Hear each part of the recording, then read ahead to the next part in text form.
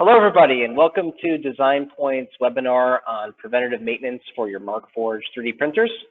My name is Andrew Garchik. I'm an application engineer for Design Point, and I operate these machines on a daily basis. So the purpose today is to give you the information and tools you need to keep your machine up to snuff and printing perfect parts. So let's jump right in. So the first thing I'd like to let everybody know is that Markforged has really good documentation, which can be found in the support documents. If you go to the menu on the upper right Niger and you click on support, you get a number of documents, which cover everything that we're going to cover in the webinar today. So some things we're not going to get too deep on. We're just going to go over what you need to do. And then when you have to go do these things specifically, you should refer back to these documents to actually get the detailed instructions.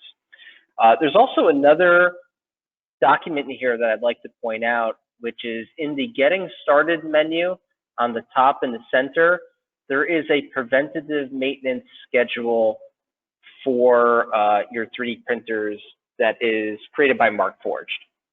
So a lot of the stuff that we're going to talk about today is going to match that. However, there are some things where I differ a little bit. So I'll kind of tell you what those differences are. But, you know, in the future, when you think back and you go, oh, I can't really remember all those things Andrew was telling you on the webinar, a good thing to do is go back and reference this document, Preventative Maintenance Schedule. Great document.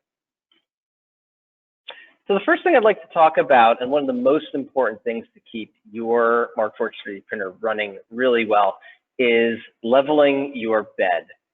So a lot of folks ask me, does this have to be done before every single print? And the answer is basically yes. Could you get away with not leveling the bed a couple times? Probably. However, leveling the bed really only takes a couple minutes.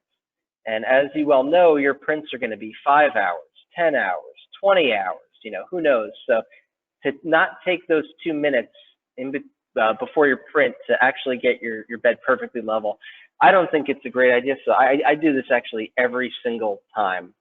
Now, leveling your bed actually does two important functions. One, it does level your bed to the nozzle, which is really important. But secondly, it also sets the plastic nozzle height on the desktop machine. On the industrial series, after you do your laser bed level, there's a little shim test that comes right after that. It's in the instructions, so it leads you to do that, and that actually sets your plastic nozzle height on the industrial series. But on desktop series, it not only levels the bed, but it sets the plastic nozzle height.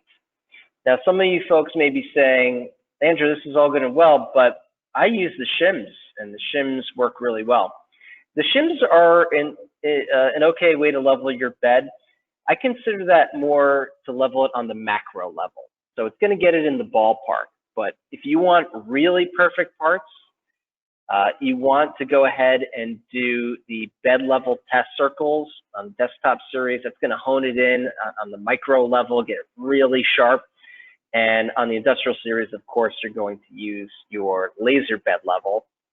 Now, when you go to do your bed level test circles, again, refer to the instructions, but the general idea here is you're going to print them, and then based on the quality of the circles, you're going to make some small adjustments to the screws underneath and get your bed level perfect. Okay, the next item I'd like to cover, very important when you are printing with fiber, is the fiber nozzle height adjustment. This is probably the calibration that has to be the most accurate for success. Do you have to do this before every fiber print? Absolutely. You should be doing this before every single fiber print because that's how exact that distance between the fiber nozzle and the bed really needs to be. Now, do you need to do it before every single print? I would say no. If you are not printing with fiber, I would not do this fiber nozzle height adjustment because you're going to have to do it again anyway the next time you're printing fiber. So if you are not printing fiber, what I would do is turn the fiber nozzle up and out of the way about a half turn to a full turn. And the reason for that is there's a problem that can occur if the fiber nozzle gets in the way. They call it fiber nozzle drag. Basically, if the fiber nozzle is a little bit too low, it will touch the part on every layer in the same little spot, and then it will cause a line up the side of the part where it has touched it. So if you are not printing with fiber, I would turn the fiber nozzle up and out of the way, and I would not do this adjustment until you are printing with fiber. Again, the instructions are in the support documents, but to give you guys just a little bit of an overview of how this works, it's about a 20-minute test print, might be 15, 20 minutes. It prints the staircase where each level is at a different height, and then it runs the fiber nozzle over the top of it. And when you touch a 0 and not any of the lower layers, the -2 or the -1, then you've reached the right height. A little bit of strategy here. You may know this already if you've been working with this. You want to adjust the fiber nozzle height a little bit high and then work your way down the staircase, because you only have 3 passes. And if you hit a number lower than 0, basically you've used your pass and you cannot go back and use it again. But if you work your way down the staircase, hit 2 on the first pass, and the second pass maybe hit 1, next pass hit 0, then you can hit try again. It'll go back to your first pass and you can run it again. So always work your way down the staircase. So start this fiber nozzle height adjustment with your fiber nozzle a little bit higher than you expect it to be. How do you do that? You use the shims. Okay, washing the build plate. Well, how often do you have to wash the build plate? If you look at the maintenance schedule provided by Markforged, they're going to tell you, you know, after every single print, before every single print, however you want to say it. And that is true. If you want to get an absolutely perfect part, then you want to wash the bed perfectly clean and reapply a couple layers of glue before every print. In actual function and reality, can you go a couple prints without, switching out the glue to brand new? Yeah, that's probably okay and reasonable. My strategy is sometimes I'll print the part on one side of the build tray and then another part on the other. And then when I fill up the space with the imprints from the previous prints, then I'll go ahead and just wash it all clean. The one thing I would say is if you're printing a large part and it's got a large surface area at the bottom, it will pick up the images from your previous prints. So certainly if I am printing a part like that with a big flat bottom and I'm sending it off to a customer, I am washing the bed completely clean before that print to make sure that I get a perfect bottom on the next part. However, if you're just prototyping, if it doesn't have to be that perfect, you can go a few prints without washing the bed. I would say don't go more than 3, though. I would say about 3 prints, no matter what, just wash the bed clean. Okay, replacing nozzles. This is very important to keeping your machine running properly. One of the heaviest consumables used is the plastic nozzle. And the onyx material that you're running through there is fairly abrasive. So these do wear out. If you look at the preventive maintenance schedule, they're going to tell you to change your plastic nozzle every 3 to 6 months. I'd probably err a little bit more on the side of caution. At my lab, we're running our 3D printers 24 hours a day, 7 days a week, constantly. So we change out our plastic nozzle as preventative maintenance every 3 months. And if you're using your printer a little bit less, maybe it's 4 months. And if you're using it even less, it's maybe 5 months. But I would pick a number based on your usage of the machine, and I would stick to it. And I would replace these plastic nozzles preventatively because they will wear, they will affect part quality. How do you know if your plastic nozzle has worn? There is really no other way to know other than the quality of your print will decrease, which is why I think it's important to do it preventatively. So what happens when your nozzle wears? If you look on the left, that graphic represents a brand new nozzle. And then the graphic on the right is after your nozzle has worn. So what happens is the actual tip of the nozzle will rub off, and the aperture that the filament is passing through will get larger. So you won't realize it, but you'll be slightly over extruding, and that's where the quality can go down. So definite, one of the biggest consumables, plastic nozzle. Make sure you pick a timeline to replace those as preventative maintenance. Oh, and also, when you are replacing nozzles, when you are replacing anything on the machine, always go to the user interface and follow the instructions. Now, why do I say that? Because there are two things that happen in the instructions to replace your plastic nozzle. One, it tells you to wait until the nozzle is fully heated, and it will automatically heat the nozzle for you and tell you when to proceed. And then two, when you screw the new nozzle back in, it tells you to put little bits of, can't remember the name, the little bits of stuff you apply to the thread, the anti-seize, excuse me, the anti-seize on the threads. I've only seen a Markforged print head be broken twice. And the first time I saw it broken because somebody did not put the anti-seize on the threads. They came back about 3 or 4 months later to put a new nozzle on. They sheared it off right in the print head, ruined the print head. The second time was that somebody did not wait for the nozzle to fully heat.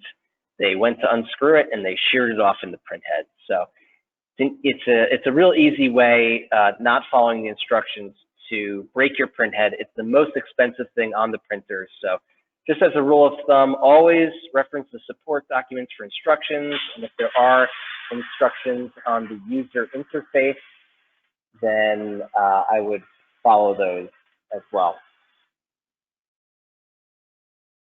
Okay, fiber nozzles. Well, the fiber nozzles work a little bit differently than the plastic nozzles. They will not be wearing as quickly because theoretically you might not be using it as much as the plastic nozzle. You might have some prints that are plastic only. If you are using a lot of fiber, specifically carbon fiber, which is abrasive, you may have to change these nozzles, more regularly like you do the plastic nozzle. But there is a way to tell. If you look at the picture here, there are these little triangles that point towards the tip of the nozzle, actually just kind of set back a little bit from the tip of the nozzle.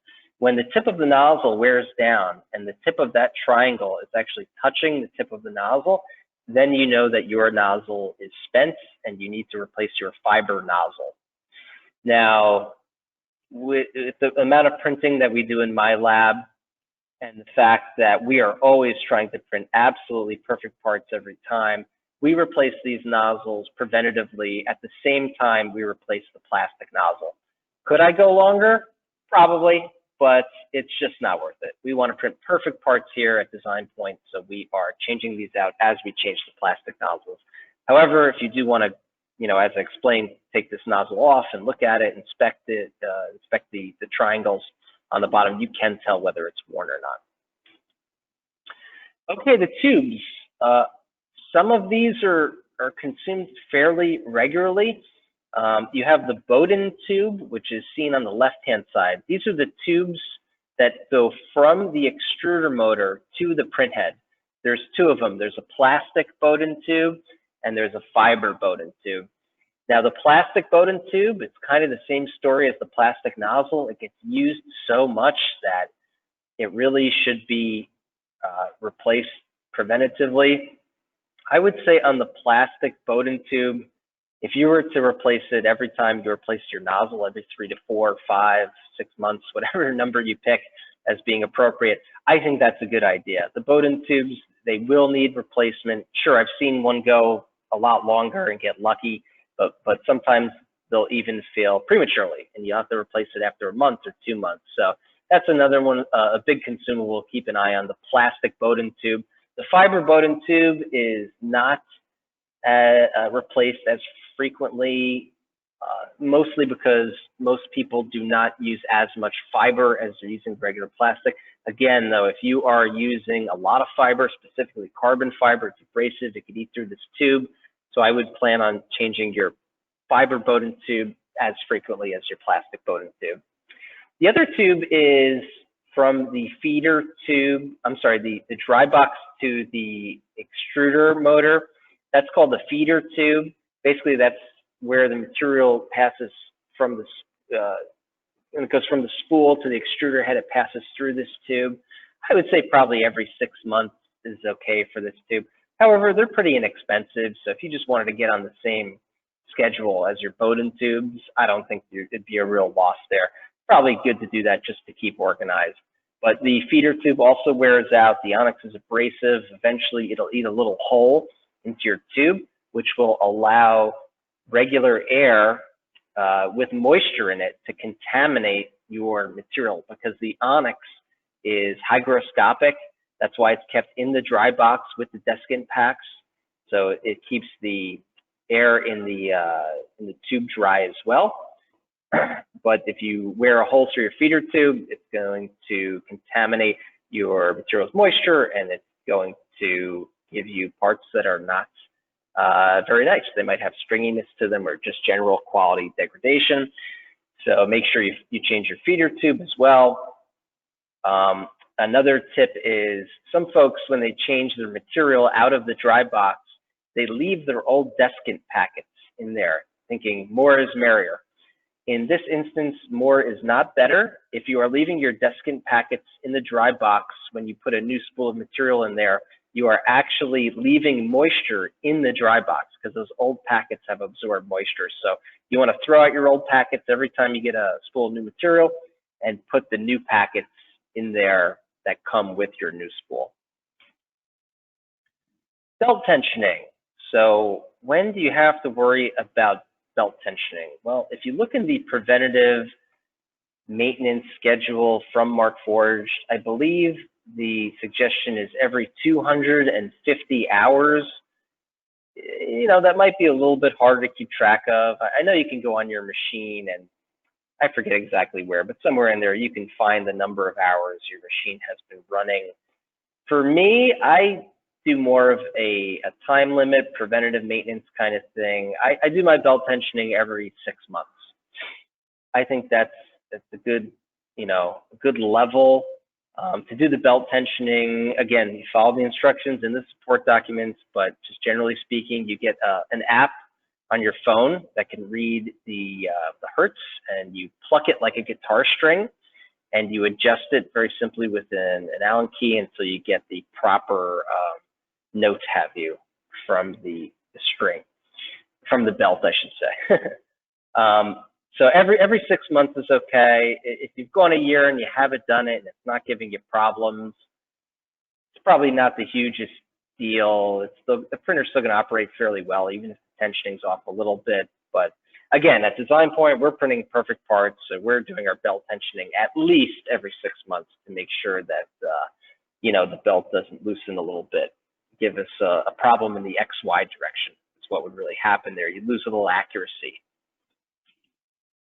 Dry box adapter. Now, this is not going to affect everybody, but if you look on the right-hand side, the right picture shows the old dry box adapter that used to come on the dry boxes.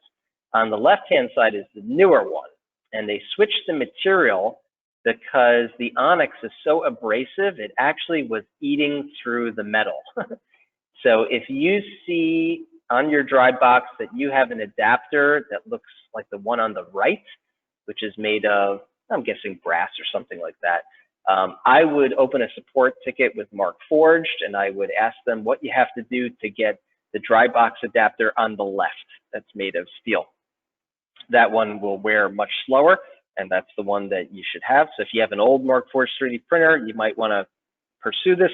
If you have a newer 3D printer, this probably does not pertain to you. Okay, the maintenance log, exclamation point, maintenance log. If there's anything you take from this webinar, if you're going to take one piece of information, I think it would be my choice that you take the maintenance log as a very important piece of information. And why? Why is that? Well, because it's all well and good to understand that you need the belt tensioning done every 6 months, and the nozzles every 4 months, and the tubes every whatever. But if you do not have a detailed maintenance log next to this printer on the wall, you are not going to know when to do it. And I can attest to that. I run my laboratory by myself. Nobody else touches my printers. I still would have absolutely no idea when to do anything if I did not have my maintenance log. I highly recommend. It's a must do, and you don't have to put every little tiny thing on there. You know, if you level the bed, you don't have to write it down. But if you are changing a nozzle, if you're replacing a tube, if you're tensioning the belt, you have to have that information for later. Can't say it enough. Get the chart, do the maintenance log. Very important. Okay, and that's basically all I have for today, but I just want to end by showing you guys a couple LinkedIn groups that I host myself on LinkedIn. There's a Metal X owner operator group. I apologize, but that's really only for folks who actually have the Metal X. That is not an open group, that is only for Metal X owners and operators. The second group is the composite operator group. This is open, more the merrier. Anybody you know who has experience with Markforged or operates a machine or might in the future, I'm happy to have them be a member in the group. We cover tricks, tips, best practices. Recently, I posted about a colored wax that you can use to make your lettering look really good on the side of your parts, other coatings that you can use to make parts smoother for assembly. Anytime I come across a little trick or a little tip, I post it in there. So I would love for you guys to check it out. If you'd like to be included in that group, find myself on LinkedIn. My name is Andrew Garchik. You can see the spelling in my email address right there. If you have a hard time, you can email me. But basically, if you friend request me on LinkedIn and make a connection and say, hey, I'd like to be part of your group, as soon as I accept the invitation, I will then add you to the group. Also, my phone number is below. So if you have any maintenance questions, please feel free to give me a call. Always happy to help. However, if you have, more of an issue going on with your printer, then I would say use the support ticket system through Markforged to handle problems. But if you have a quick question, feel free to give me a call anytime. Always happy to help. Thank you guys so much for checking this out. Really happy you jumped on today. Have a great day. Thanks so much.